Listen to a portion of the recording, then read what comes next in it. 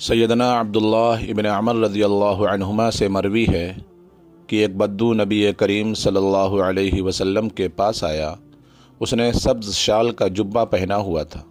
اس کو ریشم کے ساتھ بند کیا گیا تھا۔ اس نے کہا، تمہارا یہ ساتھی چاہتا ہے کہ چرواہوں کو بلند کر دیا جائے اور گھڑ سواروں کو پست کر دیا جائے۔ نبی کریم صلی اللہ علیہ وسلم غصے کی حالت میں کھڑے ہوئے، اس کو سینے والے مقام سے پکڑ کر جھنجھوڑا اور فرمایا،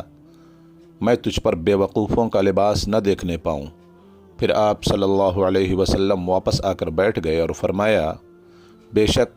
جب نوح علیہ السلام کی وفات کا وقت قریب ہوا تو انہوں نے اپنے بیٹوں کو بلایا اور کہا، میں تم کو وصیت کرنے لگا ہوں، میں تم کو 2 چیزوں کا حکم دیتا ہوں اور 2 سے ہی منع کرتا ہوں۔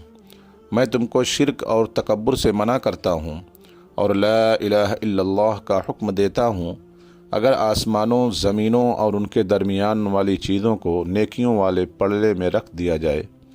اور لا الہ الا اللہ کو دوسرے پلڑے میں رکھ دیا جائے تو دوسرا پلڑا بھاری ہو جائے گا، اور اگر آسمان اور زمین ایک کڑا ہوتے اور پھر ان پر لا الہ الا اللہ کو رکھ دیا جاتا تو یہ کلمہ ان کو توڑ دیتا۔ اور میں تم کو سبحان اللہ و بحمدہ کہنے کا حکم دیتا ہوں، کیونکہ یہ ہر چیز کی نماز ہے اور اسی کی وجہ سے ہر چیز کو رزق دیا جاتا ہے۔